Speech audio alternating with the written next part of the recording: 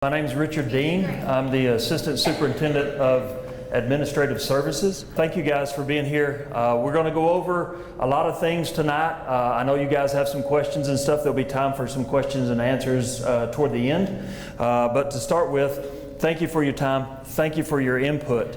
We're going to have an email address also in our PowerPoint that you can email questions to. And then also this presentation will be recorded and will be posted on our website once Ms. Taylor gets it cleaned up and I don't look too bad. To start with, Frenship's designated as a fast growth school district. Our population continues to grow. We have over 11,500 students this school year. That's a 3.36% increase from last year. We worked closely with a demographer to help create these new boundaries for the new and existing elementaries. The demographer researched and discussed with developers, landowners, and others about the future development of the land that they own, the land that's in our district. The 9th Elementary School and new boundaries will help provide some relief to several elementary schools, campuses, and also due to the continued growth and efficiently use some of our buildings. These boundaries are being developed with an eye on the continued growth of Frenship. These are our current elementary school boundaries. Willow Bend is up here in the purple, Legacy is here in the yellow, Northridge is in this rust color, West Wind's in the blue, Oak Ridge is in this reddish color, Crestview's in this green, Upland Heights is in the light green, and Bennett is in the pink. These pink squares that you see, those are the actual school buildings.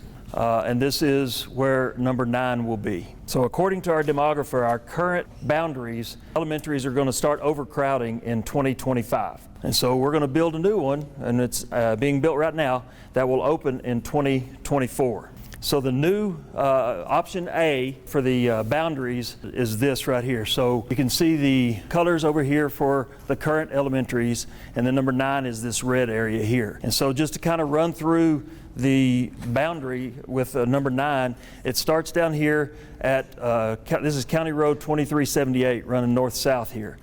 And it goes north on Marcia Sharp, 6282 to County Road 1300. A lot of you know that as Research Boulevard. And it runs north on Research to County Road 7000, which is 66th Street. And then east on 66th to, this is Cambridge Drive, and it comes down through Cambridge Drive to North 7th Street in Wolforth. And then from there it goes south on Alcove to Marcia Sharp, and then back up Marcia Sharp to Upland, north on Upland to 34th Street, and then 34th Street to the County Road 2378. And so you can see what it does to Bennett. It takes up quite a bit of Bennett. Bennett is the same down here. It goes up Alcove, across North 7th, up Cambridge Drive, west on 34th Street, and then down County Road 1300 or Research Boulevard, down Marcia Sharp, back across 114 to 179, north on 179 to 6282 or Marcia Sharp, and then to 98th Street and east on 98th to Alcove, and then north on Alcove to 82nd. And that's what happens with Bennett. With Upland Heights, you can see it comes across and goes back down the same way that Bennett did there, and then it also is on Upland all the way down to our district boundaries at the south end. On Oak Ridge changes and takes in this corner here of 82nd and Marcia Sharp up to Milwaukee, down Milwaukee to 114, and all of this is Oak Ridge. Crestview takes in Milwaukee up to Marcia Sharp, northeast to Frankfort, and all of this is Crestview. West Wind stays the exact same as what it is right now. So West Wind doesn't change. Legacy changes and Northridge changes. Right here it goes from 4th Street over to Ironton Avenue, then south on Ironton Avenue to 10th Drive, and then south on 10th Drive to Iola, and then Iola to 19th, and then 19th over to the Loop. It's kind of hard to see with that there, but you can see that will be moved to Legacy. This is in an effort to help fill up Legacy. Legacy is a building that'll hold 900 kids, and right now it's got about 400 to 500 students in it. And so we're trying to help efficiently use Legacy. And then Willow Bend, you can see, goes across 34th Street to the district line here, back over to Upland, north on Upland to 4th, across 4th to Alcove, and then north to our district line. So you can see that's what the new boundaries will look like. Looking at the numbers, our capacity for all of these are right here. And so we go from 750 to 1,000 on all of our elementaries. So Upland Heights will hold 1,000, the new elementary will hold 1,000, okay? And that's practical capacity. And so in 2024, you can see everybody kind of is in line and not hurting. Move over to 2026, and you look down here to Upland Heights, and they start filling up at 930, getting close to capacity. And then if you move out here to 2031, you can see Upland Heights is, we got problems. And so we're going to have to work on Upland Heights back over here, okay? And then if you look at number 9, it starts out with about 612, and then it grows to about 967. There's a lot of farmland and things like that that are out in that area. And so some of that's going to get developed as we put schools. Believe it or not, when you put a school in, houses pop up. So that's where that's going to come from. On option B, so option B, Willow Bend changes and takes in all the way down to Marcia Sharp and our district boundary right there, and then comes back up to 34th Street, goes across 34th to Alcove, and then north on Alcove to our district line. Legacy stays the same as what it was in option A. Northridge stays the same as it was in option A. West Wind, of course, doesn't change again. Crestview, Oak Ridge stay the same as what they were in option A. Elementary number 9 starts at 34th and Research, goes south to 66th, east on 66th to Upland, north on Upland to 4th Street, 4th Street over to Alcove, and then back down to 34th. So the red area would be elementary number 9. Now here on Bennett, you got to look closely on Bennett. Right here, it comes south on Research to Loop 193 in the middle of Wolforth, and then goes back up into the middle of Wolforth and south on Elm Street in Wolforth to 6282, and then across to 98th, and then 98th up to Alcove up to 82nd, Marcia Sharp, and then north on Marcia Sharp to Upland, north on Upland, and then across 66th.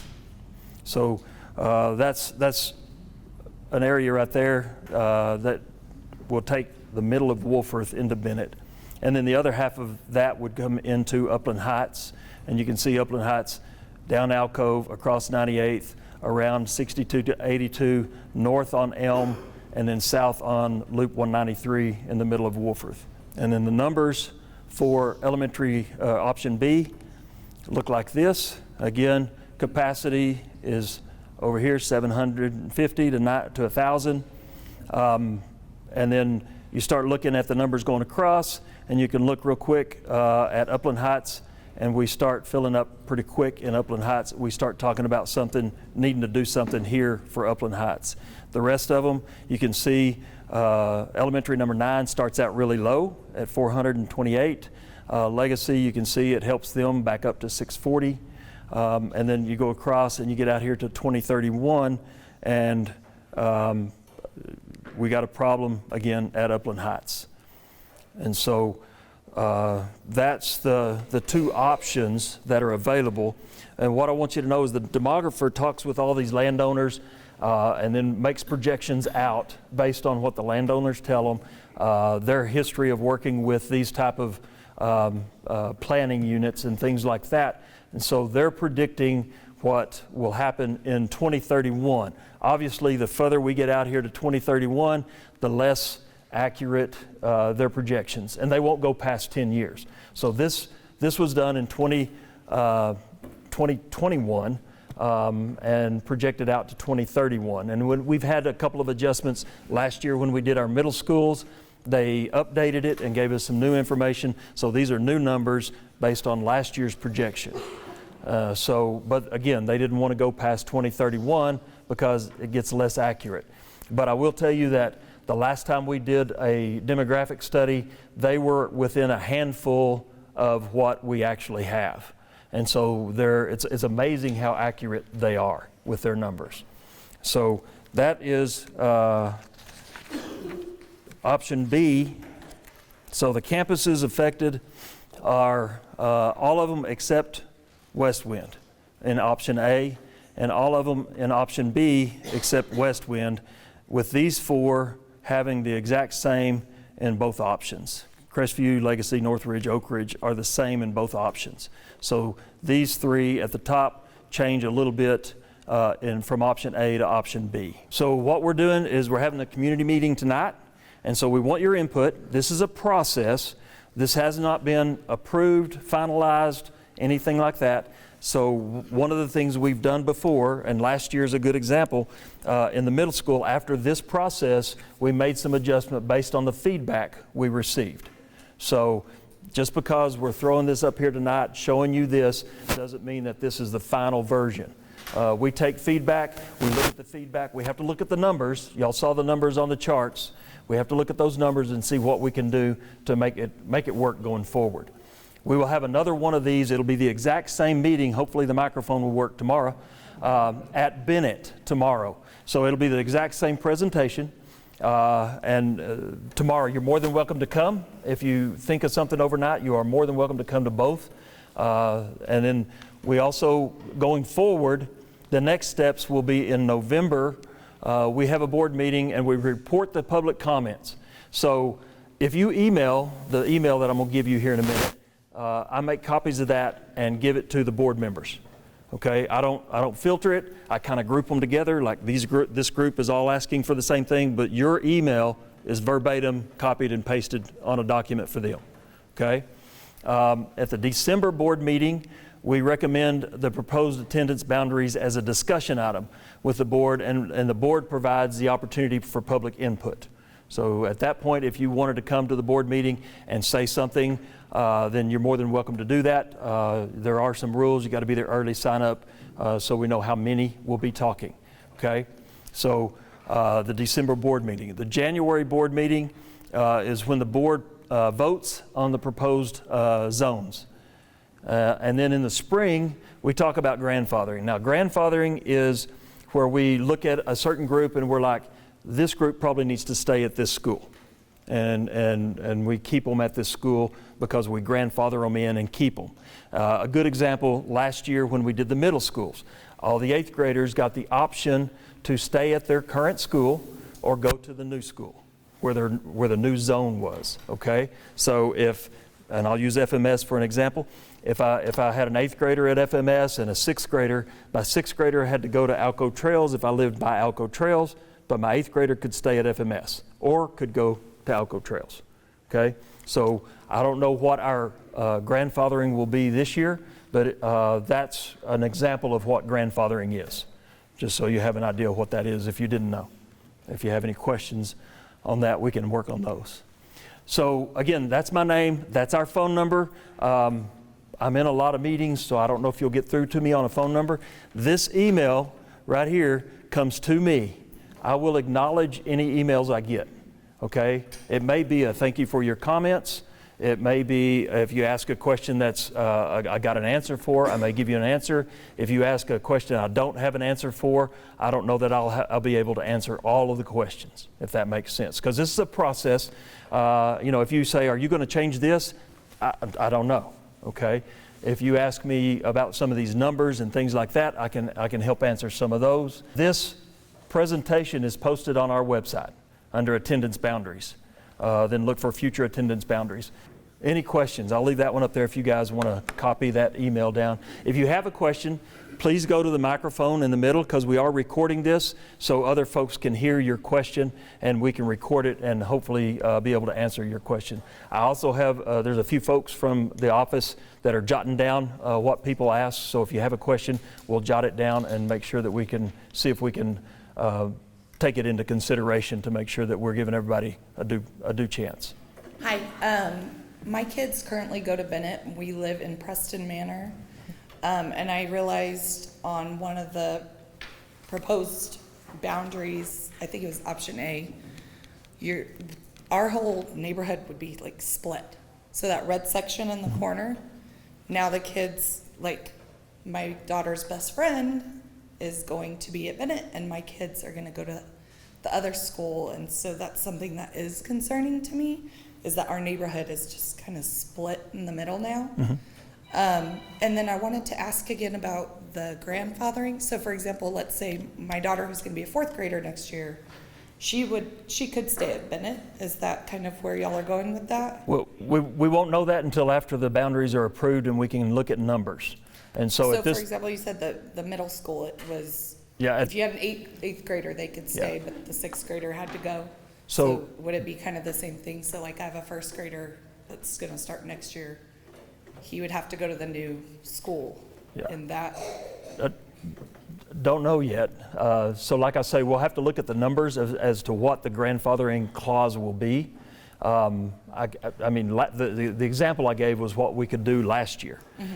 Going forward this year, we're working with 8 different schools, 9 if you count the new elementary, trying to figure out what best can fit that campus and make it work. So we don't have an answer for the grandfathering today. That was an example of what we did last year. All right, thank you. You bet. My vote is not that one. Okay.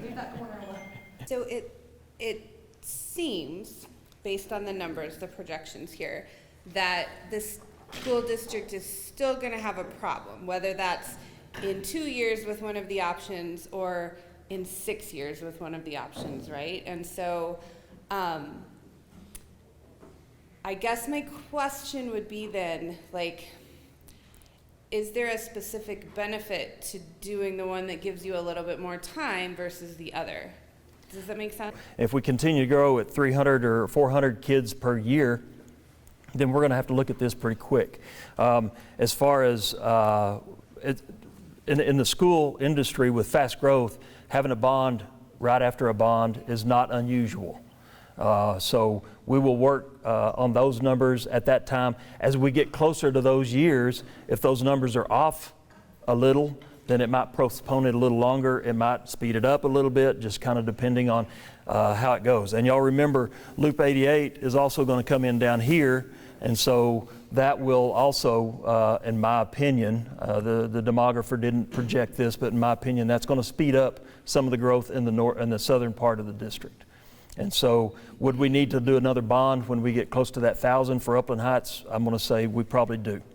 Because otherwise, so the practical capacity is like we can hold 950 kids in here, and it's crowded, but we can get 950 kids in here. If at at Upland Heights, we could hold about 1,000 in theirs. But when you start getting past that, and they usually go about 20% over, so 1,200. When we get to 1,200, we're busting at the seams. And so as we get close to 1,000, we're going to start talking about another bond, which again is not unusual for fast growth schools. Legacy Elementary was built to be able to absorb a large part of the North population. The previous boundaries the last few times have not been able to address drawing kids to Legacy to balance and utilize the facilities across the board. And so both of these options are to help alleviate some of the pressure from other schools like Bennett, which is their largest campus, and to try to utilize the facilities and maximize the facilities best we have right now. As you observed also, there's going to be another building coming. There's going to have to be. If we keep growing, which is a great problem, a great response to our schools, we're going to have to look at another building soon. So we open one next year, but you all saw the numbers on both options. 1,400 for Upland Heights, that's almost 2 schools population in one building. And so that really forces that issue for us. Is there a rubric or a guideline that board members are using to make that decision, to guide their vote? So we will make a recommendation to the board, and then the board has seen this as well. And then they will see the comments and things from you guys. We will make some adjustments if we can. And again, we're trying to make adjustments to where we utilize the campuses to the best of the campus's ability. So we don't want to leave a campus up here with 400 and then have one down here with 1,400. And so we're going to try to push some population up to help fill that one up.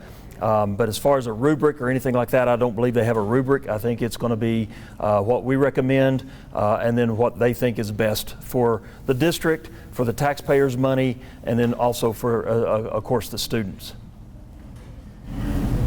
So the decision will basically come down to the numbers, what's best for the schools in retrospect, and that's Well, we've got it. what it's coming down to? Well, it's if you look at Upland Heights, and I use Upland Heights for a number, we can't run a campus with 1,400 students in it. And so, yes, it's going to come down to some numbers. It's also going to come down to what's best for the kids as much as we can. There's going to be some hard decisions. There's going to be some changes. And unfortunately, it affects the whole district except West Wind. With respect, it sounds like you've already chosen to select option A. We haven't. Based on that, if it's truly that's the main reason, Well, it seems like option A is probably pre-chosen. we haven't pre-chosen anything. So this is a process. So we've thrown up option A, we've thrown up option B, and presented those. When we get input back from you guys, y'all may see something that we didn't, that the demographer didn't, and we may can adjust some. Now, are we going to go back and say all of this needs to be at this campus? I don't know that we'll do that, but if there's a little neighborhood that it makes more sense for this to be over here, then those are the things that we look at to see if it will work with the numbers. And that's the key is, I mean, we got to make the numbers work. We can't put 1,400 kids in Upland Heights and have another one that's got 200 or 400 kids in it. We'll say this, last year at the middle school, after these meetings, some adjustments were made to try to accommodate some of the areas. So it's not none of this is set. Yeah. And that was also with some of the input from the board members. The board members heard the comments, they saw the comments, and they said, hey, can we make this adjustment? And so we got back with the demographer, we made some adjustments, we looked at numbers to see how we could make some of those adjustments work. And so, no, nothing is pre-chosen at this point. Any other comments? Okay, well, we will have another one tomorrow night. You're more than welcome to join us there. But we appreciate you guys coming. There's still a few cookies I see at the back from Chef Liz, our Aramark chef.